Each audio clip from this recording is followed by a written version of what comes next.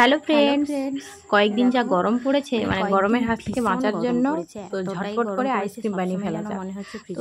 মনে হচ্ছে যেন সবসময় ফ্রিজের মধ্যে ঢুকে বসে থাকি বা ঠান্ডা কিছু অনবরত খেতে থাকি। তার জন্যই আজকে বাড়িতে থাকা কয়েকটা উপকরণ দিয়ে, মাত্র দুটি উপকরণ দিয়ে আজকে আইসক্রিমটা বানিয়ে ফেলছি। তো দেখো, আমি এখানে তিনটে ডেয়ারি মিল্কের চকলেটের প্যাকেট নিয়ে নিয়েছি। এখানে আমি তিনটে কিন্তু ইউজ করিনি, মাত্র দুটো চকলেটই ইউজ করেছি।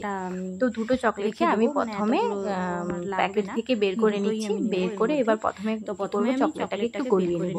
তো গলানোর জন্য তার জন্য কি করেছি, প্রথমে একটা কড়াইতে কিছুটা জল দিয়ে দিয়েছি, তার উপরে বাটিটা বসিয়ে এবার প্রথমে চকলেটটাকে গলিয়ে নেব। বাটিটা বসিয়ে এবার চকলেটটাকে একটু গলিয়ে তো চকলেটটাকে এবার আমি অ্যাকচুয়ালি ওর মানে মোটা হয়ে গেছিলো, চকলেটটা অনেকটাই মোটা হয়ে গেছিলো, সেই কারণে আমি ওর মধ্যে কিছুটা হালকা 1 চামচ থেকে 1.5 চামচের মতো দুধ অ্যাড করে দিয়েছি। তারপরে দেখো খুব সুন্দরভাবে চকলেটটা গলে গেছে ওর সঙ্গে। তো তারপরে চকলেটটা গলে যাওয়ার এই দেখো, চকলেটটা কিন্তু আমার অনেকটাই মোটা হয়ে গেছিল, সেই কারণে আমি আইসক্রিমটা হওয়ার পরে চকলেটটাকে গলানোর সময় একটু কিছুটা লেগে অ্যাড করে দিয়েছি।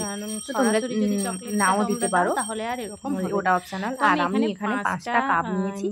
কাপটাকে আমি প্রথমে ভালোভাবে কাপের গায়ে চকলেটটা হাত দিয়ে লাগিয়ে নিচ্ছি। আমি গ্লাসের গায়ে লাগিয়ে আমি কিছু সময় আধ ঘন্টার মতো ওটাকে ডিপ ফ্রিজের মধ্যে রেখে দিচ্ছি।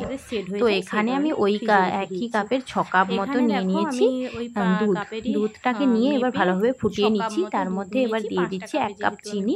তো মিষ্টিটা তোমরা তোমাদের পছন্দ মতো দিতে পারো, আমি এখানে 1 কাপ চিনি ইউজ করেছি। তো তারপরে আমি একটা 10 টাকার গুঁড়ো দুধের প্যাকেট নিয়ে নিয়েছি, তার মধ্যে থেকে প্রায় 2 চামচ থেকে 2.5 চামচ আমি গুঁড়ো দুধটা আমি ওর সঙ্গে অ্যাড করে দিচ্ছি। আমি সেগুলোতে এবার একটা এলাচ আমি দিয়ে দিয়েছি। এলাচের ভিডিওটা মনে হয় আমার থেকে ফোন থেকে ডিলিট হয়ে গেছে কোনো কারণে, আমি খুঁজে পাচ্ছি না। তো আমি একটা এলাচ, এখানে 2টো এলাচ আমি ফাটিয়ে দিয়ে দিয়েছি, একটু স্মেল ভালো হয় সেই কারণে। এখানে দিয়ে দিচ্ছি 1 চামচ কর্নফ্লাওয়ার। তো কর্নফ্লাওয়ারটা দিয়ে এবার ওই দুধের মধ্যেই ভালোভাবে গুলিয়ে দেবো। এবার আমি এখানে আসলে চকলেটের বাটিটাতেই করেছি, সেই কারণে কালারটা এরকম হয়ে গেছে। তো সেখানে দেখো কর্নফ্লাওয়ারটা দেওয়ার সঙ্গে সঙ্গে দেখো দুধটা একদমই ঘন হয়ে গেছে, সুন্দরভাবে হয়ে গেছে।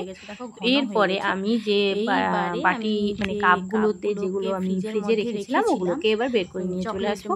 বের করে এক এক করে কিন্তু আমি ওর মধ্যে দুধের মিশ্রণটাকে ঢেলে দেবো, কারণ ওটা একটু ঠান্ডা করে ঢাললে সুবিধা হয়। আমার ঠান্ডা হতে আমার এত আর ধৈর্য সামলানি, কারণ এতটাই গরম আমি দাঁড়াতে পারছিলাম না, সেই কারণে আমি ঢেলে দিয়েছি।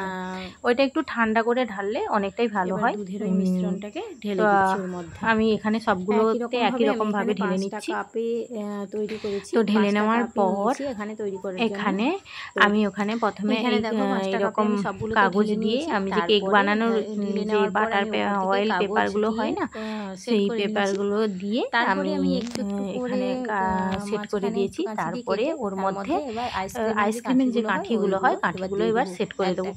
তো তার জন্য কাঁচি দিয়ে আমি উপরটা একটু করে কেটে নিচ্ছি, তারপরে কাঠিগুলো দিয়ে দিচ্ছি। কাঠিগুলো দিয়ে দেওয়ার পর এটাকে ডিপ ফ্রিজে প্রায় 5 থেকে 6 ঘন্টা মতো আমি রেখে দিয়েছিলাম।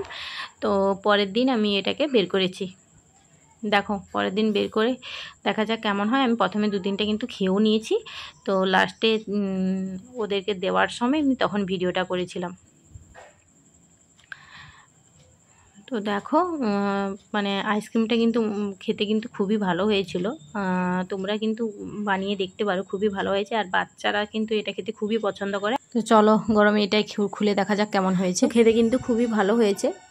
তো তোমরাও বাড়িতে ট্রাই করে দেখতে পারো, খুবই সহজ পদ্ধতি। আর এই গরমে কিন্তু সত্যি এইরকম ঠান্ডা ঠান্ডা কিছু খেতে কিন্তু সবারই ভালো লাগে, আর বাচ্চারা পেলে তো আর দেখতে হবে না।